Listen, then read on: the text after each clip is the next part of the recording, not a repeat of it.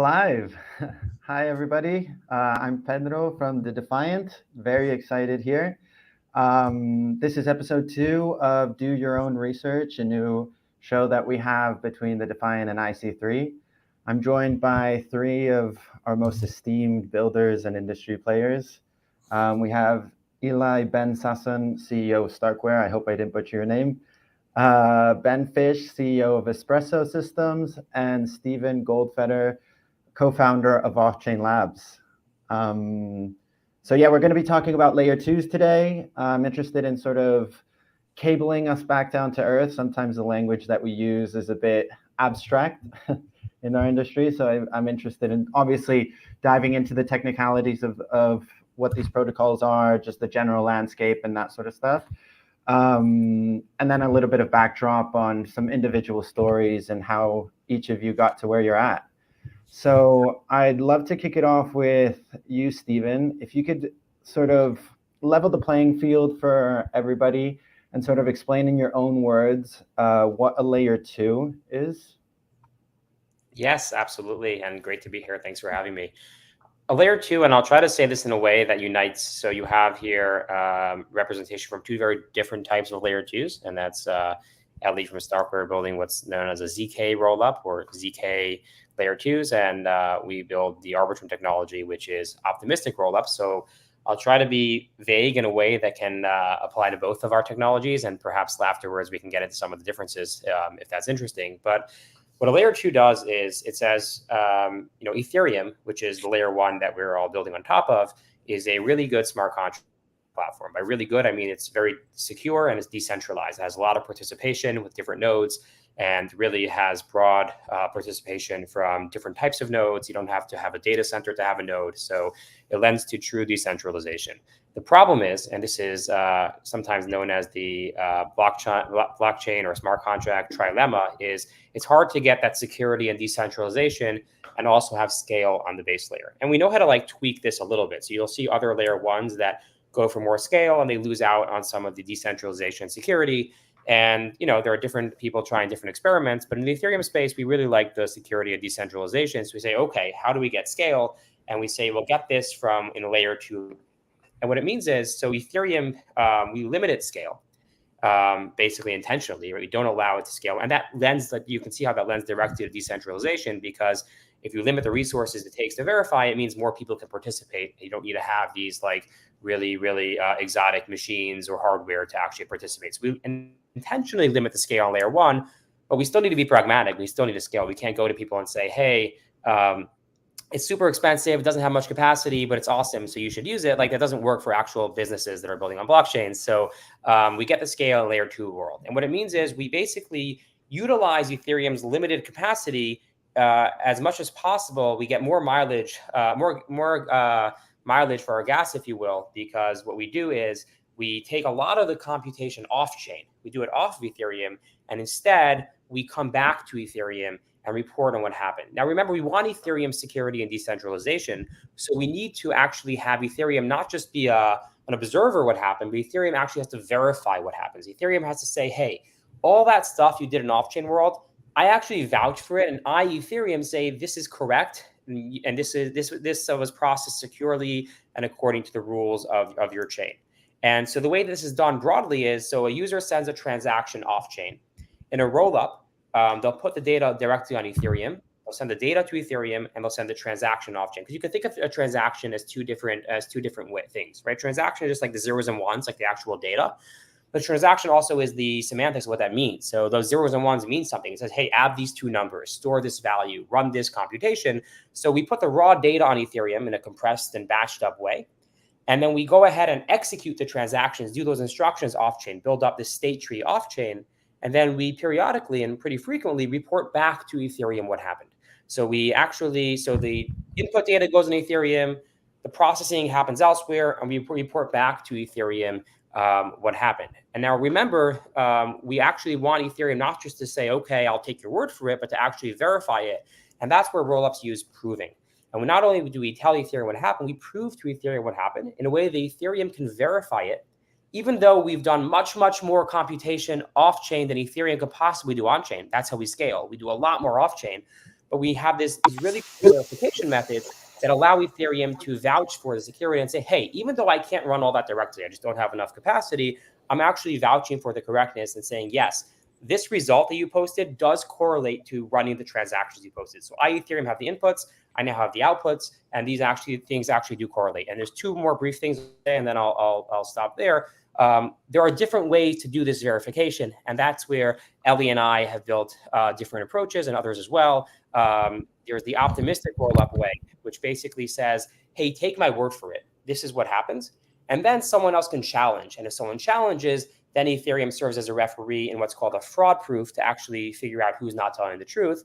Or there's a ZK rollup like StarkWare builds, which actually, when you come to Ethereum and tell it the result, you also give a mathematical proof. You prove to it that not only am I telling you this result, it's correct, right? So either you optimistically accept it, and then there's a fraud proof if someone challenges, or you on demand give it a proof, and everything settles out right there. And then the last thing I'll say is, I mentioned we put the data on Ethereum. That's what happens in rollup mode. And it's really important to actually have consensus on the data. Because remember, if we're trying to get consensus on what happens off-chain and what happens in the execution, we can't even hope to get consensus if we don't know what the inputs are. So that's why we need to really know, like, what is a set of transactions we're running?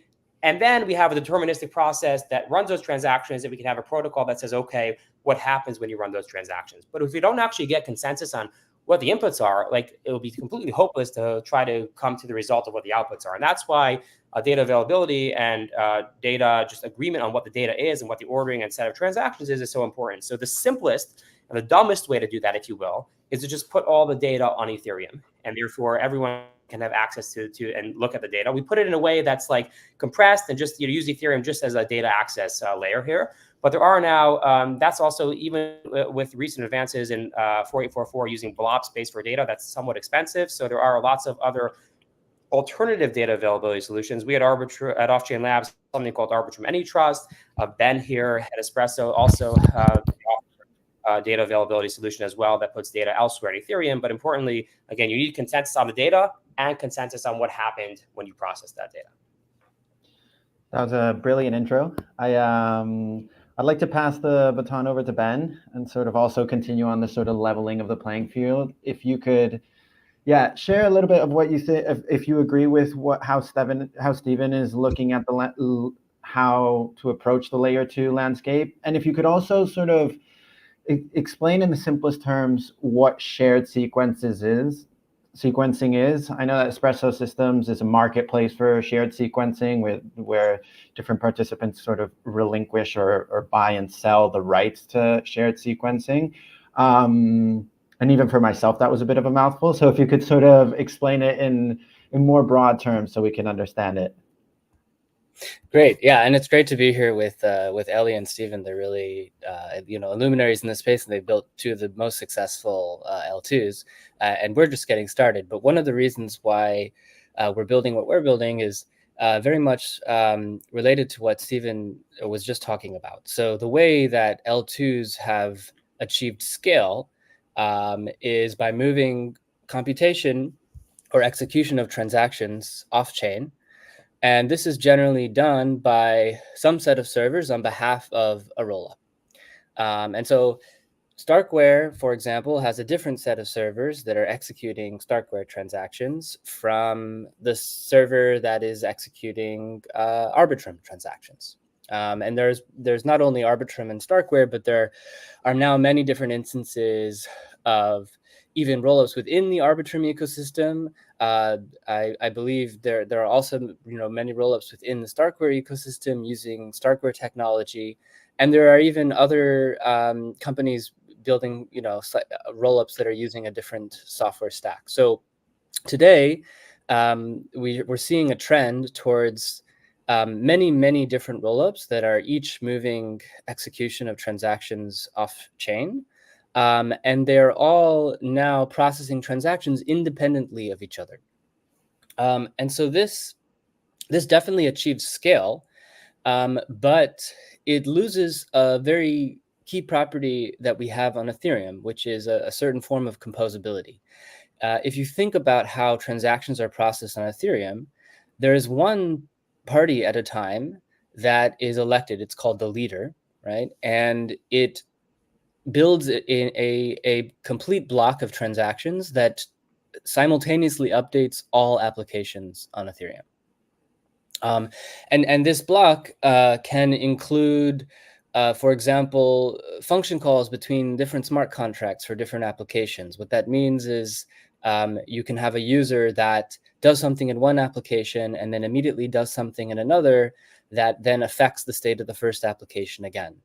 The classic example of this is a flash loan, where a user is able to borrow funds from some lending application like Aave, use it to execute some trades in a trading application like Uniswap, make some profit, and then return the money in the same transaction or the same sequence of transactions. So this is called synchronous composability, and you have that on Ethereum. You don't have that across the different layer 2s. Now, there is, of course, some fundamental limitation to the composability you can achieve between applications that are being executed separately from one another.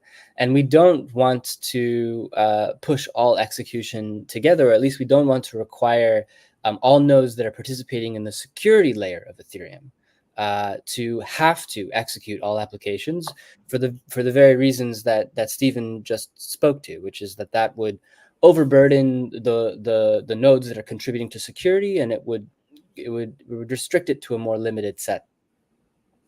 On the other hand, there is a great degree of composability that can be achieved simply by having a common party propose transactions across different rollups in a coordinated way. You can imagine a bridge provider, for example. Bridge providers, often what they do is they receive a payment on one chain, and then they release a payment to an end user on another chain.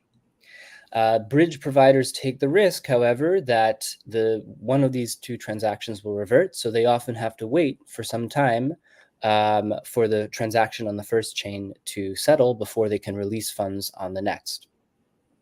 On the other hand, if this bridge provider acquired through some marketplace mechanism, for example, the ability to basically propose the transactions for this first chain and propose the transactions for the second chain together, then they would greatly reduce the risk that they take. And so this is a simple example why someone might want to become what I call a shared proposer or shared sequencer for two different rollups. Today, rollups generally have an appointed sequencer that is the only party that can basically propose the next transactions for that rollup. Of course, there's a technicality where for censorship resistance, often users can directly send transactions to a smart contract on the layer 1, but we can ignore that detail for now. Generally, there's this high performance server called a sequencer that collects transactions. What we're proposing, which is also in the direction that rollups are going anyways, rollups want to decentralize and open up the role of sequencer to be potentially permissionless, or to be rotated among some set of participating parties. What we're proposing is to create a marketplace mechanism whereby that role can be sold. So rather than rotating among a fixed set of parties, you can actually sell this right to become the proposer on an open marketplace, and that will naturally achieve the most efficient configuration whereby parties can come in and start building and coordinating construction of transactions across different rollups. You lose some properties by opening it up to a very open marketplace. So we're also, I don't want to get too much into the weeds on this, but we're also working together with Offchain Labs on a sort of middle ground solution between these two extremes, where there's a more restricted set of parties that are trusted not to front run transactions, and they are basically going to be entrusted to construct transactions for rollups that use this solution. But they will sell not entire sequencing rights, but just a priority lane, like a fast lane, that on an open marketplace that that anyone can come in and control. And so you can imagine if you control the fast lane of transactions across many different rollups, that will already enable you to do pretty cool things across those different rollups. Interesting. Eli, I'd love to put you on the spotlight here and ask you, there's different types of rollups like Stephen and Ben have explained or outlined. And I'd love if you could do a sort of dive into why at StarkWare you decided to pursue. I know this is obviously, and I want to tag in sort of the idea of interoperability being more of a moving target or a sort of phenomenon that can happen between different chains in different ways. But I'd love if you could give us a little bit of insight as to the direction that you've taken at StarkWare in the sense of ZK rollups and why you sort of decided to prioritize or start building in that direction, and not, or if that's still an open conversation that you're having for other sort of solutions where you saw the pros outweigh the cons and take your company that way. Yeah, so I've been in this space since 2013. Basically, I came from the academic world. I was doing research and math related to proof systems. So, you know, I and StarkWare, we have a deep passion for that particular technology. But, and we've been scaling, you know, with validity rollups and in particular with Starks since we launched the company in 2018. There's a lot of discussion today about how proof systems, I mean, I know they're called ZK rollups, but I have a hard problem calling them ZK rollups because most of them don't actually offer ZK, which is about privacy. I think I probably have a little bit to blame for that because the way proof systems enter blockchain was because of Zcash, which does actually have privacy that at its core. And I was also one of the founding scientists of Zcash. So I understand everyone calls them ZK rollups, but I will stick to validity rollups because it's not about privacy, not yet. Okay, so since 2018, we believed very strongly that proof systems are really a very good match for scaling blockchains, all kinds of blockchains.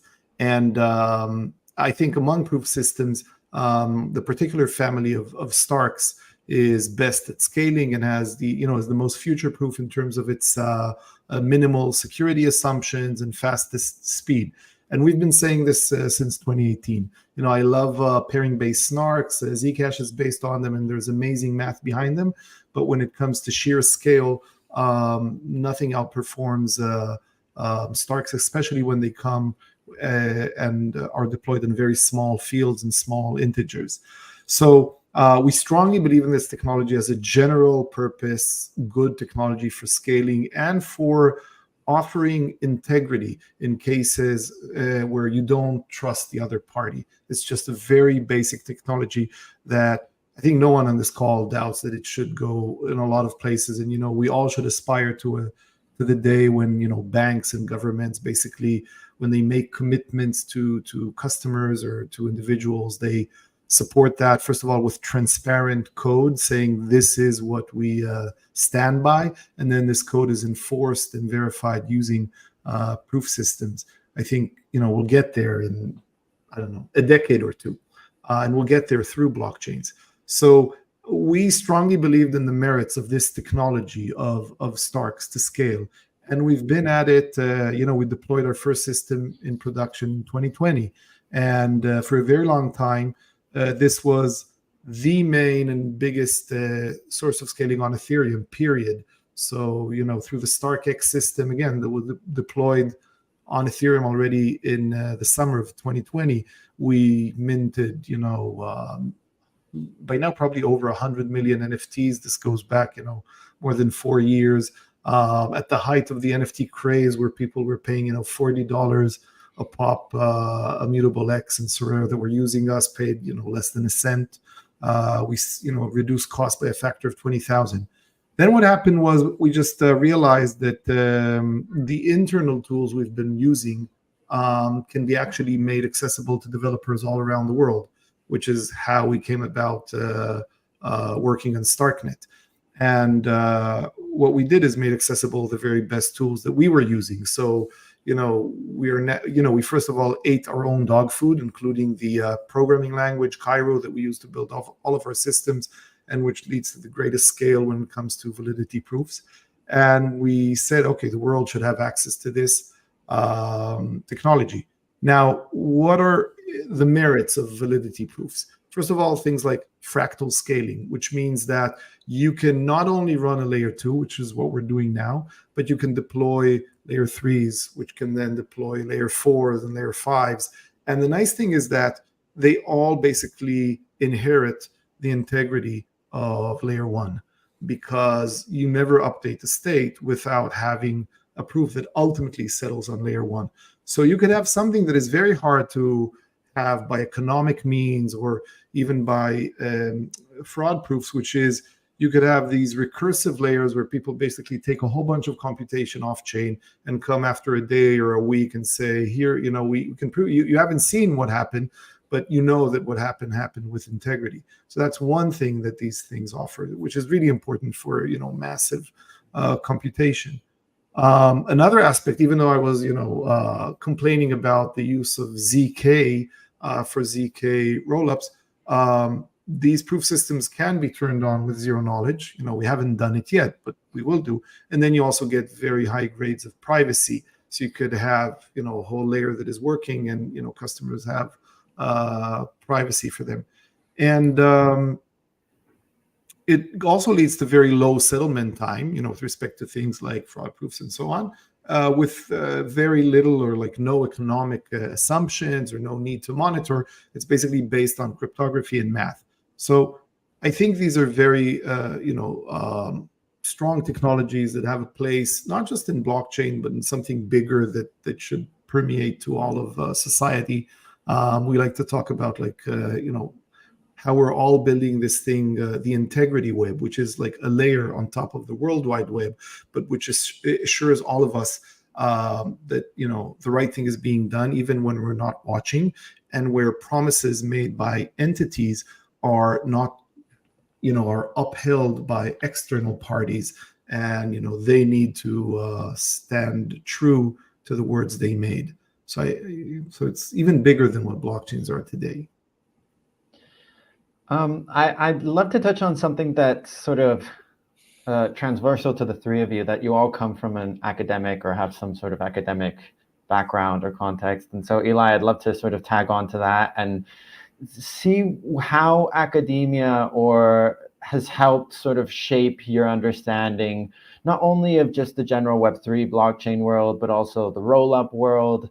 And if our industry, because I know that academia can sometimes get a bad name in today's world, but how we can sort of inherit some of the good practices that does take place in that sector of society, to sort of push us forward in ways that we want to go forward.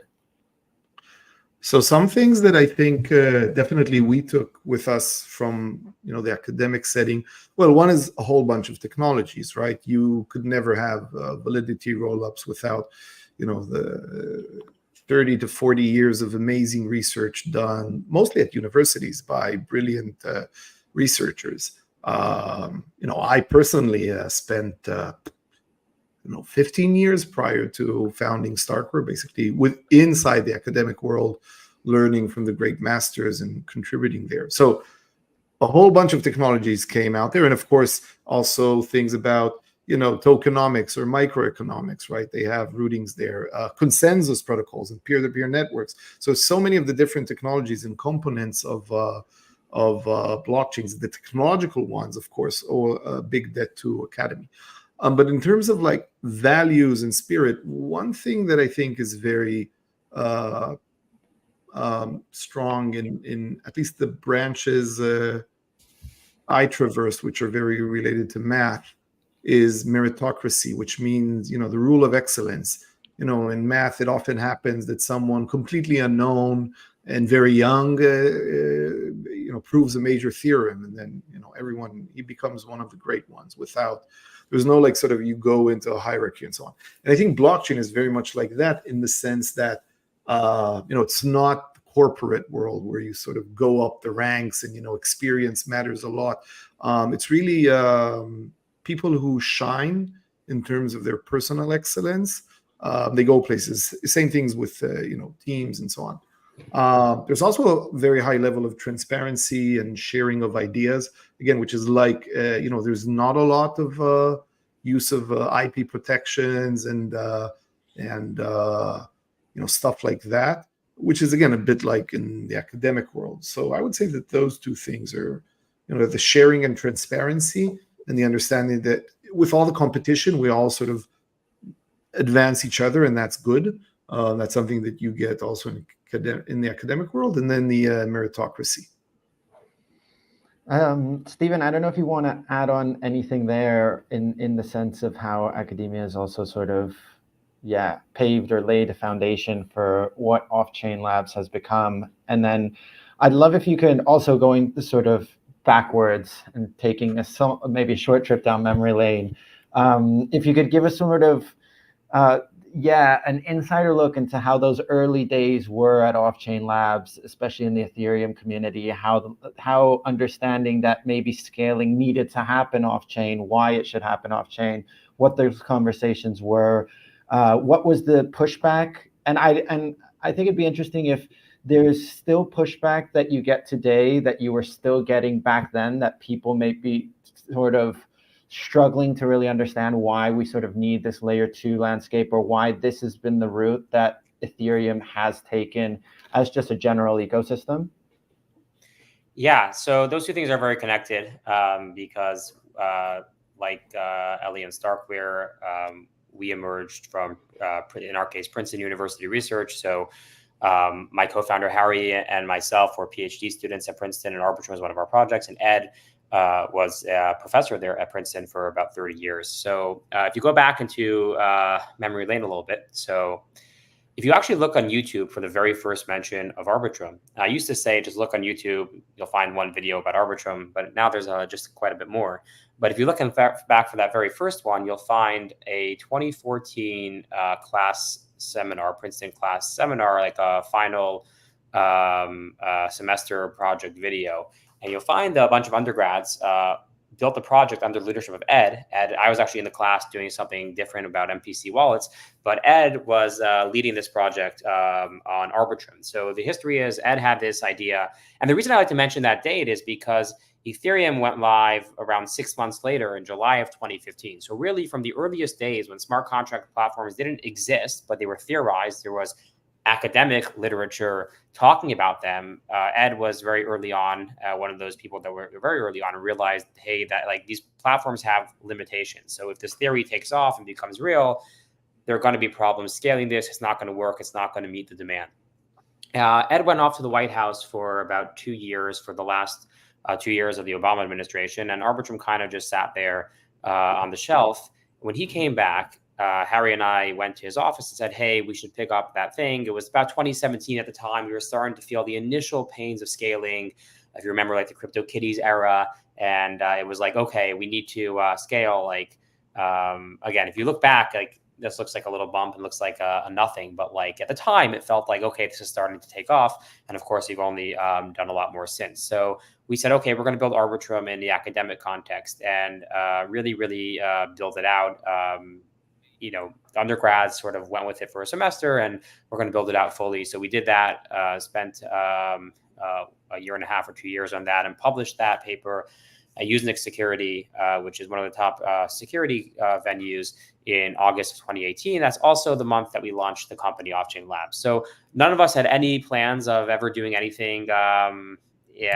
Certainly not in our own company, startup land. And that was like far out. But as we built Arbitrum, we kind of realized the importance of getting this right, because, echoing some of the things that Ellie said, the ideas all came out of academia. And in academia, there is a meritocracy, and the best ideas win. And we all came from this notion of, we want to do it, we want to build it right. And we didn't want to make compromises and sort of, put the tech or the security as second fiddle. We really wanted this to be done right, and we said, okay, we want to build this ourselves, and we formed the company. Definitely, and interestingly, actually, even if you look back to today, some of the core ideas, there's been lots of different differences, but some of the core ideas in Arbitrum, particularly around the interactive fraud proofs, date back to Ed's, very, very early ideas. Obviously, there are a lot of other things that have changed as time went on, but the core is actually very, very much, at least theoretically, the same. In terms of pushback, I remember getting on early investor calls. So there were two forms of pushback. There was number one where people said, and this is like 2018 ish, where people said, I believe that scale is going to be important, but it's definitely not our important problem now. I think we have, many other important problems, and we have time for this. Solve usability first, and we'll talk about scale later. But of course, usability and scale are very well connected. Ironically, so we took our time to build. Arbitrum launched in 2021 August, and we took time to really, get it right and iterate it. But that time came along. People were like, where are you guys? How come you haven't built this yet? And the same people that back then were saying I don't know if this is so much of an issue. We're where is this? We need this today. And that's actually a really important thing to realize, where it's important to sort of be early, because people don't price it in. People are either in the mode of we don't need this, or we need this now, and why isn't it built yet? So actually being early and building something when people don't realize they need it is important, because then when they do realize that they need it, it becomes you're there and you can actually deliver that. And in terms of other pushback, this is another interesting one. I remember going into early investor calls, and the question that we always got was, are you a state channel or are you plasma? Right. So these were two early Ethereum scaling directions. And the point is, in 2018, in many people's mind, it was already settled. The way that Ethereum smart contracts will be scaled is either with state channels or with plasma. And we had to actually say, no, we're kind of this other thing. It's called Arbitrum. The word rollup didn't exist yet in this context, so we didn't have that. We're no, we're not either. But actually, at some point, I kind of gave in. So I remember at the 2019 Cornell Tech. This is an IC3 call. I should mention that. So I was at IC3 as a postdoc also, and definitely was very pivotal for the people that I met, and the research that I did, particularly around fair ordering and fair sequencing, came right out of IC3. So I was very fortunate to work with Ari there. But I remember that year when I went to IC3 bootcamp, I gave a talk called Arbitrum Advanced State Channels, and I just basically recast Arbitrum in the terminology of state channels, because it turned out that people felt that that was necessary. And I remember actually going to Vitalik at that event. That was the first time I met Vitalik. It wasn't the first time I met Vitalik. It was the first time since I was working at Arbitrum that I was talking to Vitalik. And I'm can I tell you about our state channels project? Right. So I guess the lesson there is, and we sort of pushed and eventually gave up this term in favor of the term rollup. But the idea is that even today, there's so much confidence among certain people around, we know everything today, and we know what we don't know, but we know what the box looks like, right? We know that will be state channels or plasma. We don't know exactly how to build these details. We can have innovation here, but we know what the shape of the innovation looks like. But I think that that clearly wasn't true if you look back 5 years, and I also don't think that will necessarily be true if you look forward 5 years. So having important people that are willing to think outside the box, and people willing to think how can I scale this, or build shared sequencing marketplaces or the and build other technology that's helpful, but not necessarily directly in the four corners of what we think today is important. And if you go to, if you raise funds and try to raise funds or try to talk to people in the industry, you might get pushback because people feel no, it's all been figured out. But if you have a good idea, keep going with it, because eventually that box will expand. I appreciate that beacon of hope for maybe the builders that today are sort of struggling with that. And yeah, I remember in the early days when I got into crypto also, I got super into Omasego, that's now rebranded as OMG Network, and it was just super plasma and everything. All the conversations everywhere was plasma. And it's been such an interesting shift over to rollups, and how that's really sort of become the prime way to sort of scale Ethereum. And yeah, in that sense, I'd love to ask you, Ben, how you've been a sort of player in that conversation, if you had that sort of, or maybe you were a person that in the early days, in your early days, was more plasma driven, or if you always thought that rollups were the way to go. How were you viewing it, especially because you sort of live in a camp that's not necessarily a layer 2 itself? You're in a different sort of, I mean, obviously it's all part of the same ecosystem, but I guess you're not exactly a layer 2. So I'd love to get your perspective on how you view it, and if you sort of, I mean, you don't have to, obviously, you've already said that you're working with some stuff with Arbitrum and Offchain Labs, but you don't necessarily have to commit yourself to one scaling solution, but how you're viewing just the general landscape. By the time that Espresso started, it was already clear that rollups were the scaling solution that was taking off. So, with respect to Espresso, we didn't have any kind of say or particular influence in that direction. We built a product in response to what we saw as a fragmentation issue across many different rollups, and a trend where many applications were deciding to become their own rollups, not even or L3s on top of other rollups, instead of being applications within existing rollups. So, I mean, with respect to I was also a part of the industry at the time when Ellie and Steven and others were proposing rollups, and I thought they were great ideas. I never worked on Plasma or state channels specifically. At that time, I was mostly focused on other things, but I was working on cryptographic proof systems. And so I was certainly very excited by the product that Ellie was building. And I thought it was a brilliant, fascinating, application of cryptographic proof systems that would obviously take off. And it did. So now, coming back to the latter part of your question, can you remind me?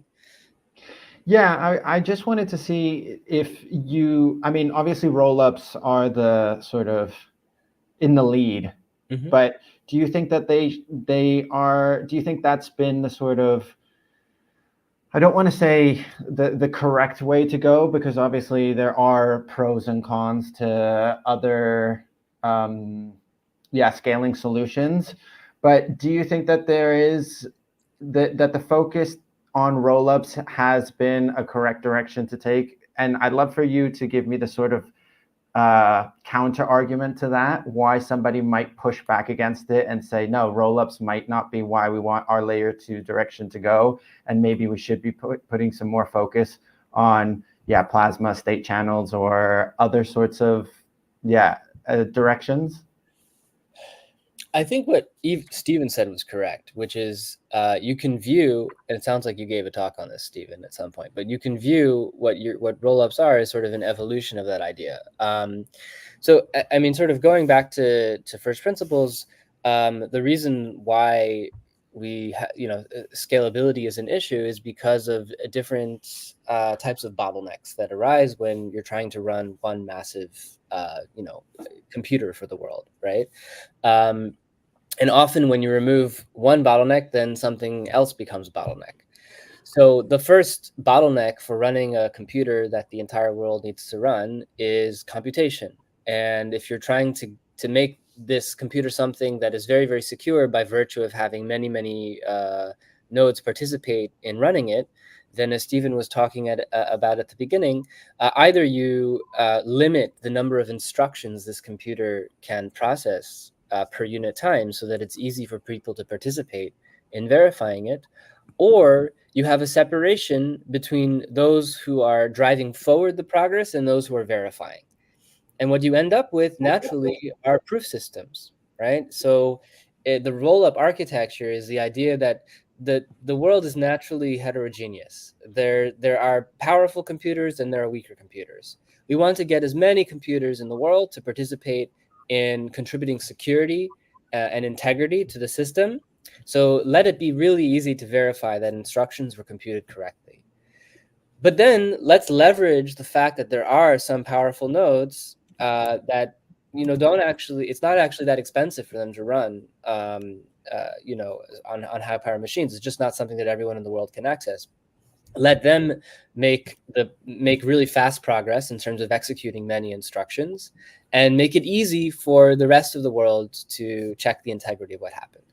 I mean, I almost think that by definition, rollups are the scaling solution for Ethereum. If you look at the problem as trying to remove computational bottlenecks, what we then come to is once you remove computational bottlenecks, how do you remove communication bottlenecks? Because once you make computation cheap, then the data that needs to be communicated among all these nodes becomes the bottleneck next. And that's where we don't necessarily have one unified idea of how this should be done, right? So some people think that rollups should post all their data to Ethereum, but then there's these other alternative data availability systems that maybe trade off some efficiency or security properties. And then there are also future research directions of how to make Ethereum more communication efficient. And this is the whole danksharding design. And finally, there are some, and I'm in that camp, who think that we don't always need to just modify the way the Ethereum protocol works in order to become more efficient. What you can do is you can build alternative protocols and get the same nodes that are running Ethereum to run those protocols. And this is why I'm excited actually about EigenLayer, because EigenLayer provides a very nice bootstrapping mechanism, which allows for nodes that are currently running the Ethereum software to participate in running other protocols. And this makes it easier to innovate on what the nodes that are operating Ethereum do. There are other pitfalls of EigenLayer, and this is sort of maybe getting into the more controversial territory, but I hope that summarizes sort of my position on rollups. I think rollups are sort of by definition the way to scale Ethereum, but there are many challenges that still remain once you remove computation as a bottleneck. There are also interoperability challenges, as I was speaking to earlier, and so there are still many parts of the rollup architecture that haven't been solidified and may change, and I'm doing my part to sort of influence that in the direction that I think is best, but other people are taking other directions. Espresso Systems was looking at a sort of, in the beginning when you guys were doing a bit of more R&D perhaps, or in those early days, you were really focused on privacy, regulatory compliance, and sort of finding the balance between the two. I know that privacy is a big issue in the digital age. Some people just say it's an oxymoron. It just won't be able to happen. It's a nice hope, but completely out of the question.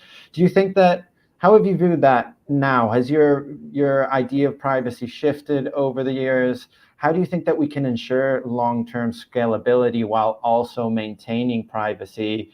And is that a conversation we should be having a lot more, and it's just sort of getting tossed under the radar, maybe because we're more focused, like Steven said, on usability, or there's more focus on UX UI, or how do you think about privacy in these sort of layer 2 innovative interoperability protocols in today's world?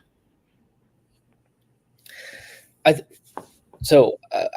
think that privacy is important, first of all. And yes, that's right. Espresso was initially building a privacy product, and we pivoted to building something else. One of the reasons for that was simply the difficulty of finding product market fit for privacy-oriented products in today's world. There's a lot of there's a lot of regulatory uncertainty to begin with in the blockchain world. So building a privacy product is quite challenging. And our angle was in particular trying to balance regulatory oversight and privacy. So we were targeting, companies like stablecoin providers like Circle with USDC, and we were trying to create something that would be in between, Zcash and something fully transparent, where Circle could hold, view keys for USDC, and people could make private transactions, but have certain, policies and certain parties that would be able to uncover information when needed. It's very difficult to pull that kind of product off in today's environment, but today may already be different than a year and a half ago or so when we pivoted. With respect to privacy and L2s, so privacy is it's somewhat orthogonal from L2s, as Ellie was alluding to earlier, right? On the other hand, privacy, one problem with privacy, building smart contracts that are private, for example, on Ethereum, is the expensive nature of verifying zero knowledge proofs. Or if you even want to go towards private smart contracts that use fully homomorphic encryption, then things get even more expensive. And so what layer 2s do is they make things much cheaper to do. So in this way, privacy and layer 2s are complementary because they massively reduce the gas costs of doing computations. And so if, even when we were building a privacy product, instead of running it on Ethereum, we were going to run it on Arbitrum, right? Or potentially other layer 2s for the very reason that it became much, much cheaper to run proof verification there. Eli, do you agree with that idea, especially being one of the chief scientists behind Zcash, which I think is one of the, if not the, well, aside from Monero, is one of the only privacy-focused protocols that exists in the crypto world. But do you agree with that? And being building validity proofs, but obviously misnamed as ZK rollups, do you agree with that assessment of the privacy sort of landscape in crypto? And what do you think that other layer 2 solutions should be doing at the same time that you might not be seeing, or even conversations that you aren't even seeing in the sort of general, even going a bit further in the general interoperability landscape as well? Yeah. So first of all, yes, I completely agree with Ben. I think the biggest problem with using privacy tech is that the UX becomes really, really difficult. So part of it is that the computations are more complicated, but other parts are just that, the combination of smart contracts and, general computation, and then which parts you want to preserve. Like, let's put it this way. It's relatively easy from a technological point of view to slap a ZK proof on computations. For instance, the Starks we have, it's relatively easy to make them into a ZK Stark. But it still won't give you privacy because the nature of the statements being proven reveal like all the information that one may care about. So you need to go one step further, which is what we did, let's say, with Zcash, and move to like some sort of shielded UTXO model that then complicates things.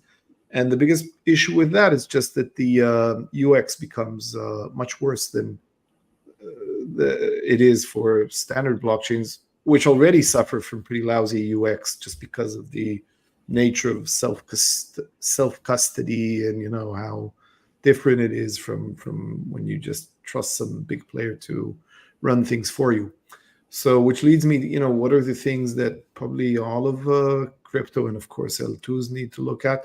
I would say just, UX, and a question that I guess definitely I'm spending a lot of time thinking about, and I guess we all are, is how does crypto as a whole go beyond, the current use cases, which if I survey all of them, my friends and family who are not already crypto, not early adopters, they won't use any of them, right? If you're not very speculative and technological, you're probably not going to use DeFi.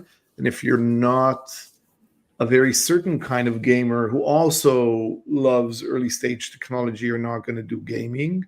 And if you're not, again, like an early believer, you're probably not going to just touch the social fi applications today on blockchain. Just because they're sort of very new and nascent. And I do think a lot about how, we all believe that, let's say 5 or 10 years from now, my parents, my friends, they're going to be using blockchain infrastructure, let's say daily or weekly for a bunch of stuff. So a good question is, how will that come about?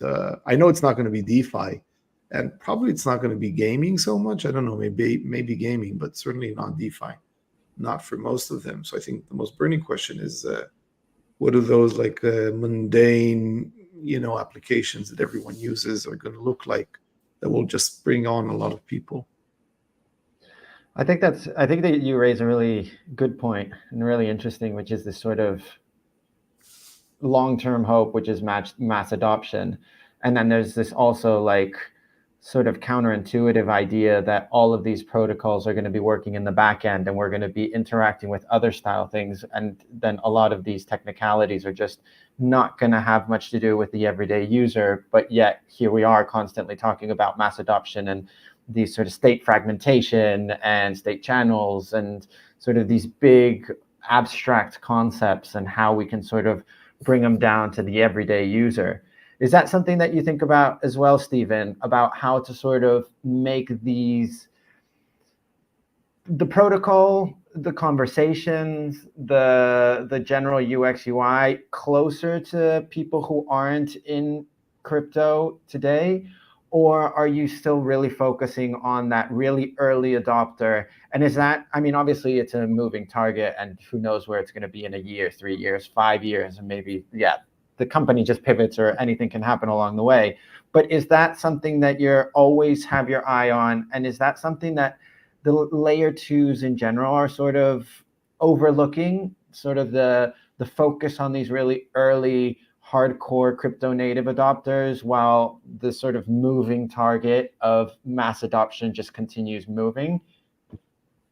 Yeah, so I think we've done a pretty good job on getting the crypto native adopters excited about what we're doing. And, I'll take gaming, as Ellie mentioned. Gaming is a good example. Like if you go back to, roll back 5 or 6 years or maybe a little more, there were blockchain games, but they weren't very fun. But that was okay because the audience that they were really appealing to were those that were like, they liked the blockchain. So blockchain was number one. And then like, oh my God, this is so cool. I can play a game on Ethereum, right? And that was the audience. And it didn't bother them that it was expensive. It didn't bother them that when they pressed the button, there was a spinner that showed up for maybe 15 seconds, maybe more, maybe less, right? The user experience by any traditional gaming experience would have been terrible. But like the audience that was appealing to were these crypto native gamers. We're definitely seeing a big shift today when it comes to that. And in particular, even in gaming, we're seeing now AAA studios building on Arbitrum, right? So one very popular game in Arbitrum to call out is a game called Pirate Nation. This is an incredible team. They're doing crazy numbers, and they're the founders of Amit was one of the founders of Farmville building this, and they're building just an incredible game that's actually appealing to real users. Zai, Treasure, and others on Arbitrum are doing very, very similar thing. Apechain, and I'm not going to, I can go on, the list is long. But the idea is that you have these like gaming ecosystems now that are actually going gaming first, and number two is blockchain technology. I think that's actually very healthy, right? So, the example that's often said when I go and order an Uber on my phone, I don't like think about the underlying bits going over the wire. I just think I'm on my phone, or yes, I'm using the internet. Yes, I'm using the TCP/IP, SSL, whatever stack I'm using. I don't actually think about that. I just think about I'm going on my phone and ordering this, and that's what you want to get to. And it leads to a little bit of a philosophical question and like a problem, which is, well, we know how to build games in a centralized way, which is what many of these people might care about. We think we're doing something that's better and that's important, but how do you appeal to these users and not dilute the message and not like, and you actually, I think we on this call are actually very all aligned, and part of it is coming from that academic background and really believing in the importance of what we're doing. But there will be some that will sell you this technology in a way that's kind of centralized and kind of prioritizes growth and doesn't really have that. And if that's what some users want, it becomes even more appealing. I think that there's a reason, right? So having decentralization and security are important. It might not always be apparent. Sometimes there's an event, right? Like FTX event was a really good event that like made people think about, oh, I see the importance of decentralized systems. I don't hope those events happen again, but it's really upon us, very important upon, us on this call, but more broadly us that are building these systems to stay true to those values and to also deliver a good experience, user experience at the same time. I think one other shift that I'm seeing a lot, which is books could be written and like man years were spent arguing about some of the more esoteric properties of the technologies that we built, but in ways that your average user doesn't care about. So we can do a whole another episode where the three of us argue about optimistic rollups versus ZK rollups, and we can go on. And Elliot and I have done that in the past, and it's something which we feel very passionate about and have lots of thoughts about. But like ultimately, that's not felt by users, right? Users, they want to know, can I build on this platform? Is it secure by some metric? You know, should I trust you? And that's one thing, one shift which we're taking. So we have Arbitrum Stylus launching now, and you know, Arbitrum Stylus puts new tools in the hands of developers. It gives them language support that they never had before, so Rust and C and C++. And I know, obviously, Ellie and StarkWare has done similar work, really innovating on the language layer and making things more usable. I think those are the things that are going to actually pay off long term, where users and now the developers have new tools, users have in Stylus, you know, 10x cheaper transactions. I think these are things that are going to become very, very important when it comes to scale. And I do think we're going to see a host of really interesting and important mainstream applications. One thing which we didn't touch on, which I think is going to become very important to average users, is payments, right? When you speak to people that have to send payments cross-border, there's so much inefficiency, bureaucracy, often like engineered because there are middlemen that intentionally don't want to be cut out, but we have an opportunity to rewrite that script and write it in a way that's open innovation. I think that's going to become very important. And the last thing I'll say is privacy, I think, is another one which we have the ability to, as we build the technology, innovate on. Just to call out two protocols in the Arbitrum ecosystem that are building really interesting private solutions. One of them is Renegade, which is using building a dark pool DEX. So they have your trades aren't visible, and you have guaranteed execution pricing based on Binance. And interestingly, you know, echoing what Ellie and Ben said, the ZK here is actually happening on the application layer, and they're finding that Arbitrum Stylus, where they can write their verifiers in Rust, is really well suited to build the ZK application. So a lot of that technology that folks like Ellie pioneered, is not only going in to the architecture layer where the ZK isn't being used, but it is actually being used at the application layer as well on chains like Arbitrum, and also another one is Phoenix, which is using fully homomorphic encryption to build privacy into the chain layer. These are experiments, they're early on, but it's really incredible innovation that I think is going to be increasingly important over time. And I think over time we will find that product market fit, which, as Ben mentioned, definitely has not been there historically for these products. I know that we're running up on time. I know that, Eli, you have a beginning of Sabbath, so I'd like to sort of close this off, and I'd love to ask if each of you just quickly can give your sort of most bullish, or not most bullish, but what experiment are you seeing in a really early phase that you're most excited about? Just like a rapid fire around. Ben, I'd love to start with you. And then move on to Stephen, and then finish off with Eli, if that's cool. Yeah, I think that what I'm bullish on is sort of moving towards chain abstraction, and I think this is really important for this future that like Ellie and Stephen were depicting, where, you know, in 5-10 years from now, like blockchain is just being used and integrated in a very normal way, and then people who are not DeFi experts or gamers are using it, and that can't.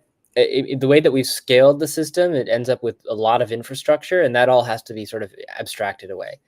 And that's part of why we're building what we're building. We see that as like a part of moving towards that world where you just have users that are sending cross-border payments, and they don't realize if they're on one chain or another. They're just sending payments to each other, and it works.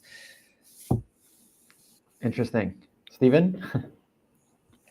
Yeah, for me, I think the thing I'm really excited about is the execution scaling. What we're doing now, as I just mentioned, with Arbitrum Stylus, which is both giving new tools to developers, so language support like Rust and C and C++ to developers alongside EVM and fully interoperable with EVM, but also giving you about 10x bump in execution efficiency, so lower cost, more bandwidth, two sides of the same coin. And the reason why I'm excited about that and execution scaling generally is there is a certain class of applications that are sort of priced out of blockchains today for two reasons. One is like if you want to do like advanced cryptography or like AI evaluation on chain, like A, the code doesn't exist in these languages, and B, like even if it did, you wouldn't be able to run it. So sort of using the same hammer to solve those problems, I think is going to not only make current applications cheaper, and which is great and more open and accessible, but also open up a new scale of applications around things like privacy and which require lots of proof verification and some of the other things we touched on, which I think will unlock some new paths to mass adoption. Interesting. Ellie, just to close off. Yeah, two things I'm very excited about with regards to StarkNet. First of all, the progress we're having on Stu, which is our next generation prover based on Circle Starks.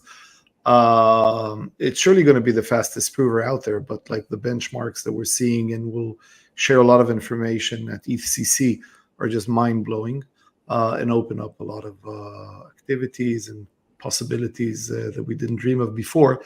And it's like reaching production very quickly. So just that's one thing I'm very excited. And something that basically goes very well with it is that, we started working very hard on seeing whether you can put the Stark verifier on Bitcoin. And we're very optimistic this can be done very efficiently if Opcat is adopted. So we're working with a lot of amazing leaders in the Bitcoin community to see if if Opcat makes sense. And in parallel, we're already working with researchers from other projects on seeing how efficient is the Stu verifier on Bitcoin with Opcat. So this Stu thing, both for performance and also for the Bitcoin, putting StarkNet on Bitcoin, which we have committed to do within 6 months of adopting Opcat. I guess those are very exciting things on the horizon.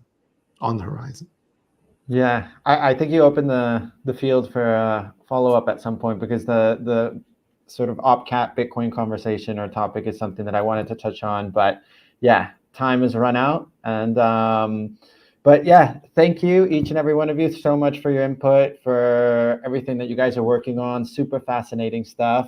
And yeah, really appreciate all the listeners and viewers who tuned into this conversation, and looking forward to what's in store for the next 6 months. Take care, everybody. Good to see you, Stephen and Ben. Likewise, great to see you. Shabbat shalom. Yeah, thanks. Same to you. Bye.